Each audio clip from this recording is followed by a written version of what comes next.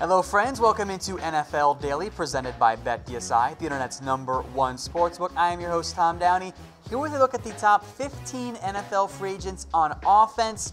Be warned, not the best crop as we sit right now. So we'll start things off with the big name not on this list by virtue of technicality. That is Nick Foles. He and the Eagles have a mutual contract option. The Eagles are going to try to trade him. I don't think they're going to be able to, but as of right now, he's not technically a free agent, so we'll make note of him because how can you not?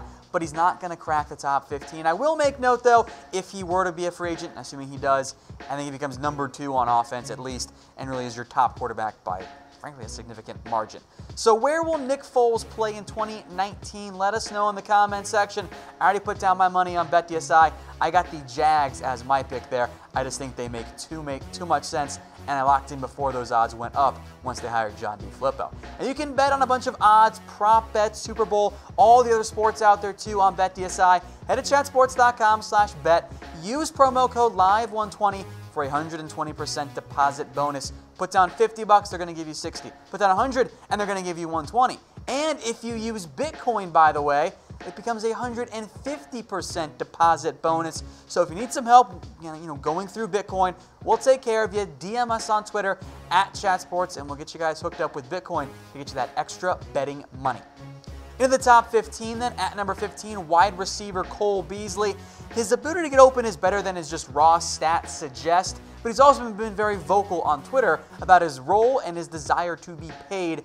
In the end, he might be too expensive for the Cowboys in a free agency market that, as we saw last year, heavily paid wide receivers. So I will not be surprised if Beasley leaves the Cowboys, which can't always be said for most of these top free agents because, for the most part, teams like to pay their own guys. We'll stick with wide receivers. Go to number 14, Randall Cobb of the Green Bay Packers. Limited to just 9 games. The numbers have kind of dropped off, as of late for Cobb. Injury's a big factor there, but Aaron Rodgers likes him, can still make some plays. I don't know if he's going to be that expensive. Does bring more of a household name factor than I'd say a Cole Beasley does, but he checks in at number 14. Number 13 is Jared Cook, the Raiders tight end. Top free agent one. Sorry, Tyler Eifert, who we'll kind of briefly mention later on.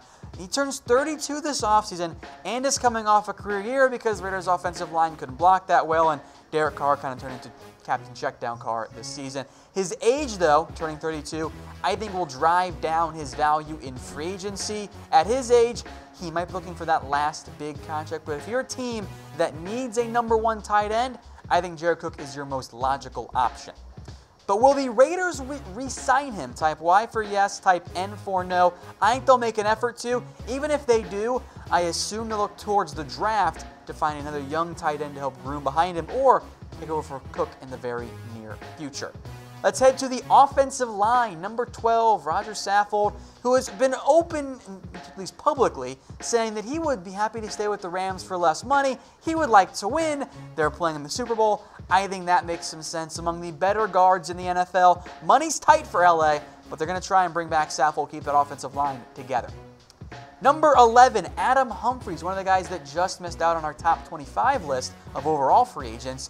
He's become one of the better slot receivers in the NFL, a far cry from a dude who could barely get on the field at Clemson and made very little impact. 25 years old, coming off that big breakout season, almost over 800 yards, 5 TDs, a very quick slot receiver, a good one as well. If you want to have an offense that relies on a slot receiver, Adam Humphries is a logical fit. He checks in at number 11.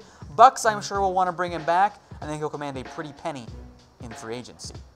To number 10, Jawan James, the Dolphins offensive lineman. When healthy, a very good right tackle. Frankly, I think one of the better ones in the NFL. The big problem is, well, he's not always healthy, and injuries have been a problem there. Miami did consider moving on from him last year. As they enter a rebuilding process, it's a fair question to ask, do the Dolphins want to pay him big money and bring him back? I would if I'm Miami, to at least protect whoever you have at quarterback, but they might look elsewhere and continue to just totally rebuild that roster. If you guys have not already, go subscribe to us on YouTube because, well, I mean, why haven't you? Already 802K subscribers. Get us to 100,000. We'll have free agency coverage. We're going to have a live Super Bowl watch party coming up in a couple of days. We're going to have all kinds of stuff for you. Draft coverage. Everything you could want on the NFL on that channel. Hit that button. If you're watching on Facebook, it's youtube.com/chatsportstv. To number 9 we go. That is Kareem Hunt, who I don't have a great feel in terms of honestly of where to put it. If you're only counting talent, he's probably a top 5 overall free agent. Probably the number 1, if not number 2, offensive free agent. But of course, there are the obvious off-the-field issues scaring away teams. He is still on the exempt list for now. The investigation should wrap up soon, but it's the NFL. Soon could be 3 months. So we'll wait and see on Kareem Hunt. I think a team signs him, gives him a second chance. If he stays out of trouble, it will very much be a worthwhile addition because he's a very good running back. Number 8, Teddy Bridgewater, our first official quarterback because Nick Foles doesn't technically count right now. The Saints traded a 3rd-round pick for Teddy Bridgewater. Their ideal plan is to keep Bridgewater. Otherwise, why would you give up a top 100 pick for a backup quarterback that hardly played for you? Drew Brees is 40. I think the Saints made that move with the hope of being able to retain Teddy Bridgewater.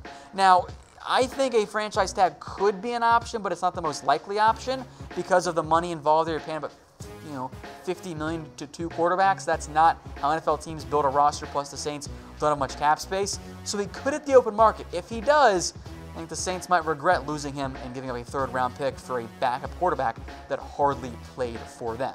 So will Teddy Bridgewater start in 2019? Type 1 for yes, type 2 for no. I know not everyone is a Teddy fan. I am. If he doesn't re-sign with the Saints, I think a team absolutely signs him. He'd be an upgrade for a couple of teams out there. Maybe the Dolphins or Jags make a move for Bridgewater in free agency if the Saints don't find a way to retain him. Number 7, Trent Brown. Look, he fared very well for the Patriots at left tackle. Now, at the same time, they do emphasize getting the ball quickly, but I don't want to be too negative there for Trent Brown. Had a fantastic year. Nate Solder left, got a big contract from the Giants. Maybe Trent Brown is the next man up there. It's not a great group of offensive linemen this year, especially at the tackle position, especially for the left tackle spot. Trent Brown's your top 1 on the left side. Back to the skill position players here. Number 6, Tevin Coleman, has proven he can produce when he gets the chance. It's going to be 26. That's still right within his prime there for NFL free agents and young players and halfbacks. Has shown he can be a 3-down back, but again, probably fair to say teams might want to split his carries with another back. For Atlanta, though, can they actually afford Devonta Freeman and Tevin Coleman? I kind of don't think so. That makes me think the potential losers of a Le'Veon Bell sweepstakes could settle for Tevin Coleman since he is still very young. Some other notable NFL free agents on offense I want to quickly mention. Tyrod Taylor could be a stopgap option at quarterback. Tyler Eifert, when healthy, is a fantastic player, but he's not often healthy. Donovan Smith, I'm not a big fan of. Mitch Morse, good center. And Tyrell Williams could get a big market given the really lack of receivers this year. Again, it's not a great offensive crop for free agents. If you like what I'm wearing, it's a Mizzen and Main shirt. Go get one of your own. Comfortable.af is the site. They make me look passable on air, so just imagine what they can do for you. Go check them out, comfortable.af. As we move into the top 5 now of our offensive free agents. At number 5, it's Darrell Williams. Coming off the injury, that's a big red flag. Tore his MCL and then re-injured it in week 1 because he tried to play through it. But he's among the top right tackles in the NFL when healthy. Carolina might lose him, but if I'm a team like the Buffalo Bills or any team that needs an offensive lineman, I'm throwing money at Darrell Williams to get him to come. One more offensive lineman, that is Matt Paradis, the center for the Broncos. 9 games this year because of injury, but he's a very good, very reliable center. I think you'll see the Denver Broncos re-sign him. Number 3, Mark Ingram of the New Orleans Saints. A lesser workload this year, is kind of getting up there in age, now 29 years old. Remember, he had 200-plus carries and 1,000-plus yards in each of the previous 2 seasons. There is a chance he could become too expensive for New Orleans, especially if they really want to try to re-sign Teddy Bridgewater. I think in reality, it's kind of an either-or scenario unless one of them really wants to take a discount to stay with the Saints. Now, we mentioned Tevin Coleman, so which running back would you rather have? Type C for Coleman, I for Mark Ingram. If you want a guy for like 1 or 2 years, give me Mark Ingram. If you want a guy for 4 or 5 at most, give me Tevin Coleman. He's not quite as talented as Ingram, but he is younger, I think has a longer shelf life left for him. Number 2, Golden Tate of the Philadelphia Eagles, who remains one of my favorite receivers in the NFL. Wasn't as effective in Philadelphia once he got there, but over his last 5 years, he's averaged 93 receiving yards reception, and over 1,000 receiving yards. That's reliable production from a receiver who just knows how to get open. The big question for me is that does he want to play for a contender, let's say like a Philadelphia, or does he want to get one last big contract? That will be a big influence on his market. But if you want a wide receiver, I think Golden Tate is your top one in this year's free agent crop. And then number 1 for offensive free agents, kind of a no-brainer, right? Le'Veon Bell of the Pittsburgh Steelers as well.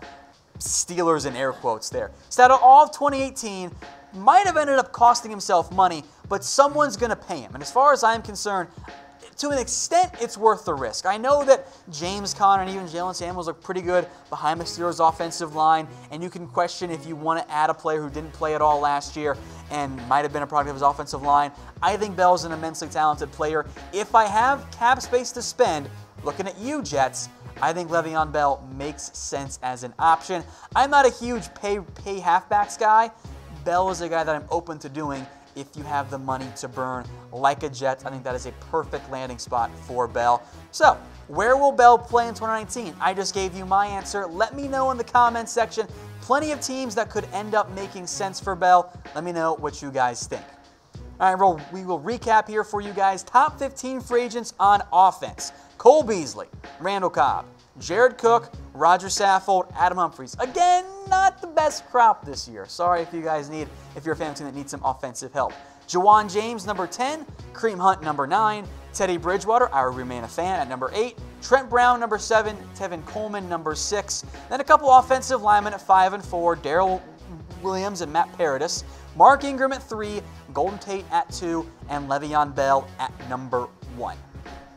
All right, folks, go subscribe to us on YouTube, youtube.com/chatsportstv. All of our NFL coverage is right there for you. We got news, rumors, mock drafts, draft coverage, all the free agent stuff you could possibly want. So if you're watching on Facebook, it's youtube.com/chatsportstv. And if you're watching on YouTube, we'll just hit that subscribe button and get you guys set up there. Again, that's youtube.com/chatsportstv.